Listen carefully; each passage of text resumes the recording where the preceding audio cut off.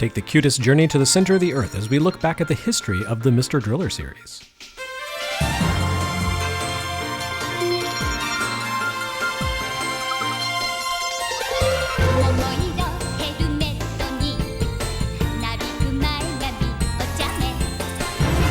The year 2020 has been many things, few of them particularly good. On the other hand, this has been the year that we finally got to play Mr. Driller DrillLand in English. So how bad can it truly be, really? Originally released in 2002 in Japan only, DrillLand has always been one of the GameCube's absolute standout creations. That may seem a bold claim, but it's honestly true. It's a comprehensive exploration of the variety and depth inherent in the Mr. Driller concept, wrapped in vibrant colors, with a soundtrack that stands at the absolute pinnacle of the era. In an inexplicable but very welcome turn of events, Bandai Namco has elected to publish a remastered version of DrillLand now, 18 years after its debut on both Nintendo Switch and Steam. Not only that, but they've localized the game into English for the very first time, unexpectedly chucking one more name off the Japan exclusives that got away title list.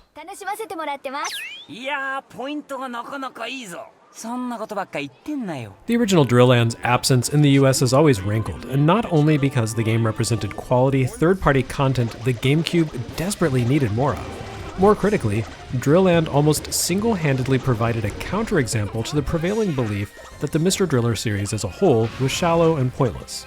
But then the Driller games always had an uphill battle in the US. The original game debuted quietly in arcades and quickly made its way to practically every available home console save Nintendo 64 when it launched in 1999. Not only PlayStation and Dreamcast, but also Game Boy Color and even the humble WonderSwan Color. The Dreamcast version seemed to attract the most press at the time, but very little of that was positive press.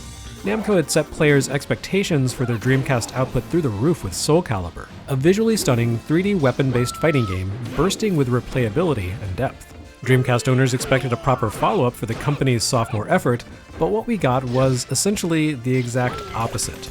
Mr. Driller was a literal candy-colored confection, in which players drilled into blocks made of cookies or cake, spilling from beneath the earth. Where SOULCALIBUR set a new standard for features and customization options in the fighting genre, Mr. Driller came to the system straight from arcades and offered basically a single option: play as a single character in a single mode. In an era where developers had begun bulking up their games with copy-paste content to pad out playtime, Mr. Driller committed the unforgivable sin of being slight. To be fair, the gameplay that powers Mr. Driller contains considerably more depth than most people tended to realize. A seemingly idiotic game about going down to the bottom of the screen as quickly as possible only reveals its true depth when you begin to explore its combo-based mechanics and recognize the importance of shooting for high scores through collecting goods. Fundamentally, of course, Mr. Driller is a game about going downward. The action takes place in a well filled with blocks, and the one-button interaction you're allowed to have with the game world involves drilling into those blocks to make them disappear.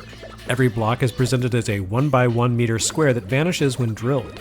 Taking a page from puzzle games like Puyo Puyo and Tetris Attack, the pieces exhibit two behaviors beyond bursting like a soap bubble when punctured.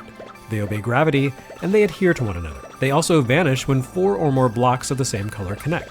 In other words, this is a game of chain reactions. If you clear away a load-bearing block, you can set off a cascade of destruction as the blocks above it fall, brush up against one another, connect, and vanish. These reactions can be cathartic and exciting, but they're also dangerous. When large block structures disappear, they tend to let loose individual blocks that fall freely from above and can squish your hero. 3 of those and it's game over. And crushing isn't the only hazard in Mr. Driller. There's also the matter of air.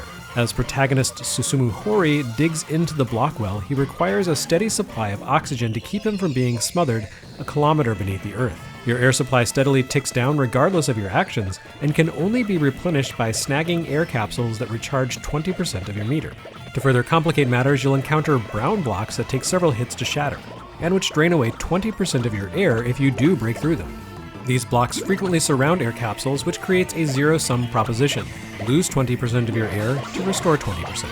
And this is effectively the entirety of Mr. Driller, the premise from which its speedy, challenging gameplay arises. A successful session of the game demands not only deft reflexes, but also the ability to see the potential for chain reactions and understand how your actions will affect your surroundings.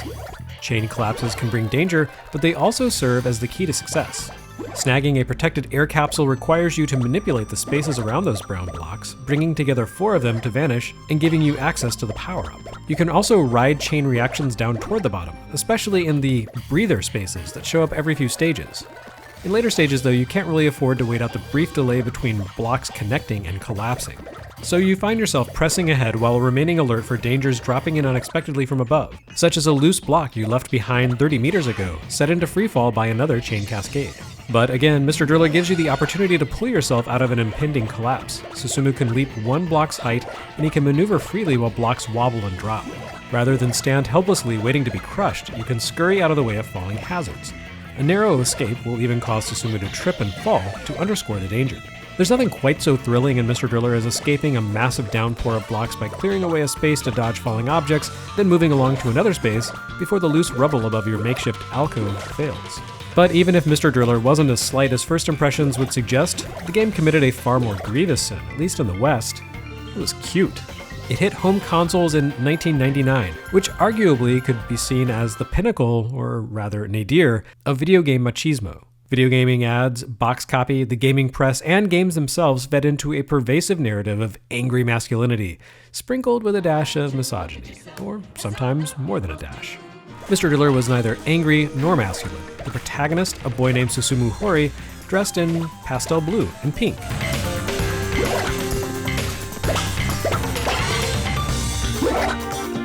The upbeat acid pop music that accompanied his adventures emphasized the fact that he lived in a world of aggressive confectionery, precipitated by the bumbling efforts of a race of adorable underground critters. And so American consumers immediately wrote off Mr. Driller as pointless, as effeminate, an insult to their rights as gamers. But none of that deterred Japanese audiences, who didn't exactly make the game a bestseller, but definitely enjoyed it enough to warrant a sequel, and another, and finally, Mr. Driller DrillLand. A funny thing happened on the road to DrillLand. Mr. Driller didn't become any less cutesy or pastel, but the series grew in depth with each new entry. Mr. Driller 2, which launched a year after the original, introduced a rival character for Susumu, the speedy German spelunker Anna Hottenmeier, while adding a competitive element to the action as well. Anna's presence made a two-player mode possible. In arcades, the sequel basically offered more of the same with a dash of added variety, but its 2001 home release for Game Boy Advance threw in a story mode which saw Susumu and Anna traveling the world to get to the literal bottom of the appearance of blocks welling up from deep underground and threatening to destroy major cities. The sequel also added collectibles to encourage replay. Curiously, Namco didn't localize Mr. Driller 2 for the US until 2005, in the GBA's twilight, and well after the DS sequel, Drill Spirits, had already shipped. But at least Mr. Driller 2 ended up being localized. The next 3 games in the franchise, which coincidentally are the best in the franchise, were stranded in Japan, beginning with 2001's Mr. Driller Great. An arcade title ported exclusively to PlayStation, Mr. Driller Great greatly expanded the series both conceptually and mechanically. It introduced a full suite of characters, each with different strengths and weaknesses, and in the process it formalized Mr. Driller's place in the Namco universe. According to producer Hidenori Yoshizawa, the Mr. Driller series got its start as a proposal by Ridge Racer Type 4 director Yasuhito Nagaoka for a second sequel to Dig Dug, which would have been the first new entry in that series in nearly 15 years. That initial proposal called for a Boulder Dash-like adventure in which the world was built of hexagons that would roll downhill to reflect gravity. But as in Puyo Puyo, these would adhere to hex blocks of the same color. Yoshizawa felt the hex concept was too confusing, so Nagaoka went back to the drawing board and created a playable prototype, including one with hex blocks and one with a kid in a bear costume as the protagonist. But ultimately, the team settled on the end product, a game seemingly unrelated to its original vision as Dig Dug 3, at least until Mr. Driller Great came out.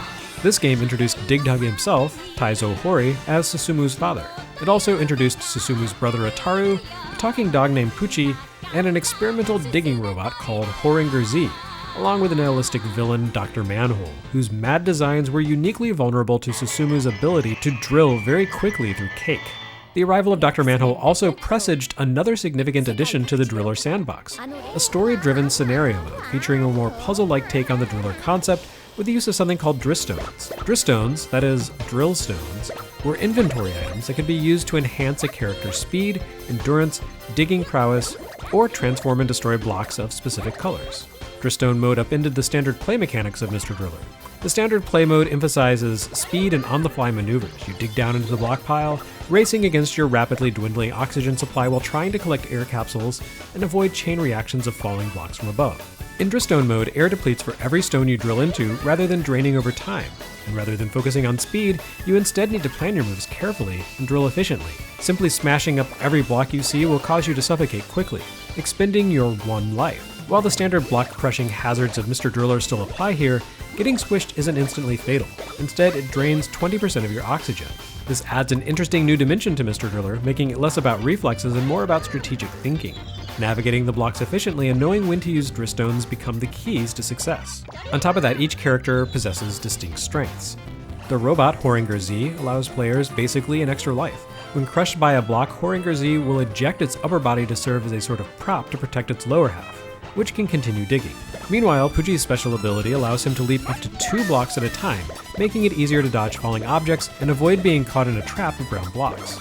Of course, using the proper yellow Drillstone could confer these powers on any one of the cast, along with other skills. And in addition to Drillstone mode, Mr. Driller G also added a new variant to standard play, featuring power-ups throughout the well which would activate random effects when touched. Some of these effects could be tremendously beneficial, such as giving the player a protective barrier, or reducing gravity to cause blocks to drop more slowly. Others could be detrimental, such as meteors that replace basic blocks with objects that can't merge or vanish, or a black hole that can suck in both blocks and Susumu, sending him back to the start of the current area. Mr. Driller Great also introduced the idea of mileage, points earned through play which can be traded for bonuses between rounds. And finally, Mr. Driller Great further refined the character's art style from the overly cutesy look of the first game, giving the cast a visual vibe that fell somewhere between Osamu Tezuka and Junko Mizuno. It also expanded the music repertoire beyond the earlier game's acid house drum and bass to encompass J-pop, jazz, and more. Yoshizawa intended Mr. Driller Great to be his final entry in the series, but then Nintendo came along and approached Namco and specifically requested the company develop a Driller game for the new GameCube console as well as a companion GBA title to take advantage of the system's link capabilities. And so in 2002, Japan was blessed with both Mr. Driller Ace for Game Boy Advance and Mr. Driller DrillLand for GameCube. Mr. Driller Ace feels, understandably, like a half-step between Mr. Driller Great and DrillLand.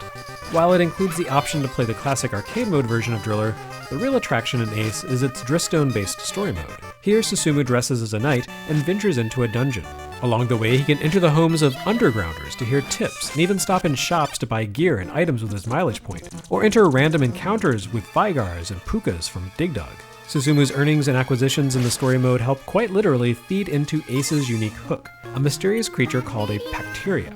The Bacteria is essentially a virtual pet similar to the Chows in Sonic Adventure. Feeding it and petting it help it to evolve and grow. More importantly, the Bacteria provided the connectivity hook between Ace and DrillLand. DrillLand players could access their Bacteria by connecting a GBA to their system, and the two games were designed to transmit data back and forth, one to the other. It says a lot about how good Mr. Driller DrillLand is that the GBA link is probably its most unremarkable feature. In fact, despite being the hook that kicked off the entire project in the first place, the link feature is missing from DrillLand's recent Steam and Switch remaster. Mr. Driller DrillLand wouldn't be the final entry in the Driller series, but it's by far the most complete and the most substantial. Unfortunately, the paltry performance of GameCube meant that the game's exclusivity to Nintendo's platform caused it to sell terribly, and Namco basically gave up on the franchise from that point. As final statements go, however, it's an impressive one. DrillLand carries forward the ongoing storyline of the series, which of course we in the US pretty much missed out on, by taking place entirely in an underground amusement park designed to celebrate the world-saving adventures of Susumu and his crew. DrillLand's 5 attractions amount to gameplay modes that encompass all the concepts of the earlier games while throwing in some new ideas as well. In short, you have 5 different permutations of the basic drilling concept, each unique and all engrossing. By far the standout attraction here is Hole of DRUAGA, inspired of course by Namco's arcade and Famicom mega hit, in Japan at least, the Tower of DRUAGA. Hole of DRUAGA takes its note from Mr. Driller Great's Drillstone mode and Ace's Bacteria adventure, but it puts a new twist on it. It's a randomized dungeon adventure. Yoshizawa has said that the internal nickname for this mode was DRUAGA, as in Drillstone and TORNEKO. TORNEKO, of course, referring to Chunsoft's Dragon Quest spin-off mystery dungeon TORNEKO no DAIBOUKEN, the basis of the console roguelike genre. The dungeon in this case consists of the same wells you navigate in other Driller modes, but here you'll find one major difference. The wells often have side exits. The DRUAGA quest consists of 3 parts: finding a key, reaching the exit with a key, and defeating DRUAGA in a boss battle. When you enter a well, you can pull up a map that displays the available exits, which may appear at the bottom, or on the left side, or on the right side of the well, at the 50-meter depth. Or exits may appear in all 3 places. Making use of standard Drillstone rules, 1 life, air only decreases when you break a block, color-coded Drillstone gems offer special powers, DRUAGA challenges you to navigate the dungeon to snag a key and defeat the boss. Since you can't climb back up from the bottom of a well, dead ends house a blue warp crystal that allows you to return to the top of any well and dig a new route. Falling objects and asphyxiation aren't the only factors to fight against here, though. 3 kinds of enemies also appear in dungeons: slimes, knights, and mages. Each roams around exhibiting its own behaviors, potentially hurting the hero, in this case Anna, who has to rescue the Princess Susumu. But the enemies also yield drillstones when defeated. A larger enemy, a dragon, defends the key and must be defeated while you avoid the environmental havoc it causes by destroying blocks and causing white blocks to rain from above. Finally, the showdown with DRUAGA takes place as an indirect battle in which you can only inflict damage on the boss by using a destroy drillstone that matches DRUAGA's current aura. The final encounter here can really drag on if you don't hoard drillstones, which is the one major downside to an otherwise brilliant application of the Driller series mechanics to an utterly unrelated genre. Honestly, Whole of DRUAGA has enough going for it that it could easily constitute an entire game to itself. The miracle of DrillLand is that there's so much more to the game. Susumu's gloomy older brother Ataru stars in Horror Night House, a mode in which the blocks are haunted. Unlike in other Driller modes, blocks here don't vanish when 4 or more of the same color connect. The reason for that being that the blocks are haunted. Vampires move around inside the blocks, prowling to find Ataru. If a vampire manages to move to a block adjacent to Ataru, it'll spit venom and sap his health. Worse, if you break a block that's occupied by a vampire, it and every other vampire on the screen will burst forth in bat form, descending on Ataru and sucking his blood for a health penalty. It's a deliberately paced take on Driller with a tense atmosphere that flips your expectations on you. Large unified blocks of a single color are normally good, but here those huge objects simply provide more territory for a vampire to prowl, and make it difficult for you to drill down without setting free a swarm of hungry bats. Horror Night House flips expectations in another way too. The dangerous brown blocks have become helpful holy symbols, a deliberate inversion according to Yoshizawa. As he tells it, the Driller dev team internally referred to getting trapped in a cul-de-sac of brown blocks as a coffin. The holy symbols that replace them in this mode are not only harmless to break through, they also help protect Ataru from the vampires. Vampires can't pass through the symbols, creating a barrier that divides you from the monsters, offering a moment's respite. Holy symbol arrangements often come with holy water as well, which is the key to advancement in Horror Night House. You need to clear a set number of floors in this mode, but moving from floor to floor isn't based on the depth of your dig. Instead, you need to collect a certain number of crystals, which you do by destroying vampires. To destroy a vampire, you have to inject holy water into the block it haunts. This will freeze the vampire momentarily, allowing you to shatter the block containing it and turning the monster into a harmless crystal. Holy water spreads to affect surrounding blocks in a large radius, allowing you to potentially serve up combo attacks that destroy several vampires at once. If Whole of DRUAGA is obviously based on beloved Namco arcade classic Tower of DRUAGA, Horror Night House seems to take its cues, the monsters, turning the tables, combo kills, from beloved Namco arcade classic PAC-MAN. It's not a direct adaptation, but you can sense a common spirit in action. And the third new mode, Drindy Adventure, owes nothing to Namco games and everything to a film franchise that was contemporaneously popular when Pac-Man and DRUAGA were first gobbling quarters: Indiana Jones. Drindy, that is Drill plus Indy, casts Taizo, Dig Dug, as an explorer venturing into the depths of a ruin in search of golden idols. As in Horror Night House, blocks of a common color don't vanish when they connect in large numbers. That's because the blocks here are load-bearing blocks. Drindy Adventure takes its cues entirely from the opening sequence of Raiders of the Lost Ark, with golden idols protected by giant rolling boulders. Unique to this mode, Taizo doesn't have an air or health meter, he simply has 3 lives, and anytime he falls afoul of a trap or is crushed by a falling object, he loses a life. The objective of this mode is to reach a target depth while collecting a predetermined number of idols, without dying too many times. This is more easily said than done because grabbing an idol typically sets boulders free. Boulders aren't indestructible, but they need to either hit the ground or smash into a wall several times before they disintegrate. Taizo can also destroy them, but only from above. From the side, they'll roll over him before he can deploy his drill. A free boulder will roll around back and forth, smashing blocks and crushing Taizo, until it either breaks down into dust or becomes lodged in a single-space depression. And boulders aren't the only traps here.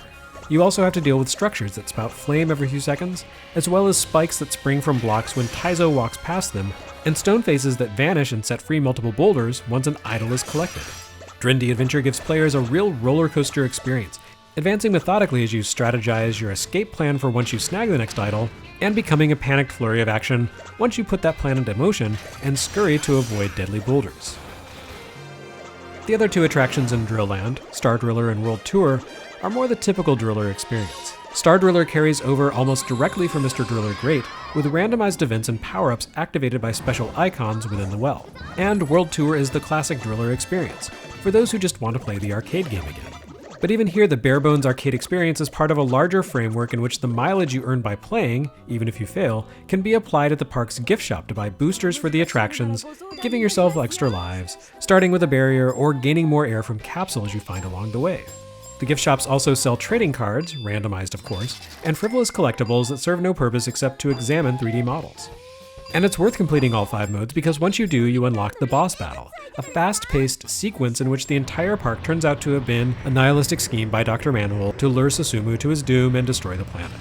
Once you shut down Manhole's planet-shattering robot, a second version of all 5 attractions opens up, and you can tackle more challenging variants of the different game modes, in which you need to achieve grander goals in larger play spaces. There's also a third tier of attractions, as well as an infinite mode, but truth be told, I've never quite managed to unlock those. Fortunately, the prospect seems a lot more manageable now thanks to Bandai Namco's Encore series. As with the original Katamari Damacy a few years ago, DrillLand has been freshly reissued for Switch and Steam, and it's a top-flight remaster. It helps that the original game was seemingly rendered from vector-based artwork, which means the sprites and interface elements all scale up to HD crisply. DrillLand always looked great, it's peak Namco interface design, but it's gorgeous in HD, loaded with colors and details. The music also carries over brilliantly as well. DrillLand reused a fair amount of music from the previous Driller games, but it expanded on the series' standard acid house D&B vibe with greater texture and a wider exploration of musical genres.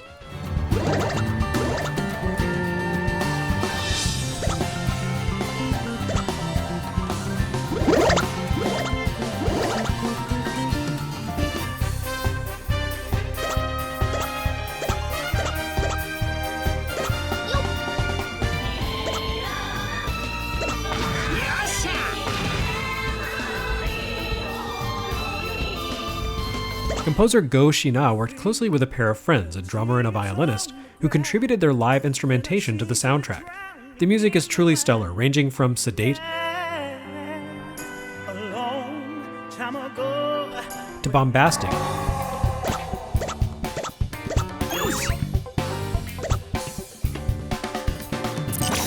depending on the mode.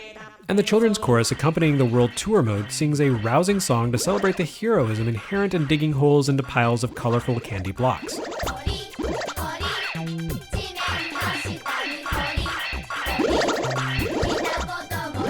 It's a bit like the old Gamera theme song, but designed to motivate you and keep you pressing ahead despite the difficulty of the game. The remake obviously drops the GBA link feature, but everything else is carried forward. In the link options place, the remake contains global leaderboards in which drillers can compete with others for dominance, a feature absent from the original DrillLand, which had only existed with cumbersome net driller codes in previous games. It also includes an easy mode, which makes the action far more accessible than the surprisingly vicious difficulty level of the original game. The Driller series ceased to evolve in a meaningful way after DrillLand's catastrophic sales. DrillLand wasn't the final Driller game though, it was just the last that really innovated. 2 years after its debut, Mr. Driller Drill Spirits appeared on Nintendo DS at the system's launch. Unfortunately, not only was Drill Spirits considerably pared down in terms of ambition and content from DrillLand, the version released in the US was downright anemic. After all, the DS launched first in America. In order to have the game on shelves in time for its debut, Namco stripped out the Dristone mode that appeared in the Japanese and European releases. As with the majority of launch window DS releases, Drill Spirits felt slight and incomplete, and as a result, has been largely forgotten. Certainly the compromised US version did little to change American perspectives on the series. The last genuinely interesting thing to emerge from the franchise shipped the following autumn, when Namco finally brought its initial vision of Dig Dug 3 to life in the form of Dig Dug Digging Strike for DS. Digging Strike combined the mechanics of Dig Dug 2, and Mr. Driller into a story-driven arcade-style game starring Taizo Hori. As in Dig Dug 2, Taizo needs to break apart islands to sink monsters, but here he goes about it by excavating the earth beneath giant stakes in sequences based on the original Dig Dug. Susumu and Pucci show up along the way, and you can upgrade Taizo's gear by collecting components to enhance its performance. It's one of the deepest cuts ever made into the Namco back catalog for a modern-era game release, and it doesn't seem to have made much of an impression. But it does demonstrate that, financial and logistical challenges aside, Namco really wanted to cement the Dig Dug Driller games as a key pillar of its shared classic universe timeline. Unfortunately, everything beyond Digging Strike feels more like a denouement than a real effort. Mr. Driller Online, Mr. Driller Drill Till You Drop, and Mr. Driller W were digital-only releases that appeared on Xbox Live, DSiWare, and WiiWare, respectively. Despite some new technical hooks, such as, competitive online play, these games felt as scaled back in terms of content and innovation as Drill Spirits. Of the three, only Drill Till You Drop felt particularly momentous, mainly because it was the first time Dristone mode play had been localized for an English-language audience. It only took a decade. Not that it really matters, because, as is the way of such things, all three digital releases have been delisted from their respective services. If it weren't for the DrillLand remaster, there would be literally no way to buy and play a Driller game in the US today. So whatever future the Driller series may have, or not have as the case may be, there's some comfort in knowing that the one lone title currently available is the best in the series. And there's a small chance that maybe, just maybe, it won't be the last. DrillLand Encore producer Maya Ito has indicated that the Switch and Steam remaster could provide a second chance at life for Mr. Driller. Although being constrained to a single console instead of all three limits the remake's reach, it would be nice if the game's global launch to a Western gaming audience better inclined to be receptive to a cute, colorful, energetic game like this were to give the company reason to resume forward motion for the series. But even if not, the remaster makes a fantastic capstone for a great series that never really got its proper due in the US. It's terribly late, but this does seem to be the era of putting right to historic wrongs. I mean, yeah, Mr. Driller's long history of absent, compromised, or uneven English localizations is about as insignificant and trivial a historic wrong as you could possibly imagine, but it's always nice to see something turn out for the best, even if it does turn out to be too late to really matter.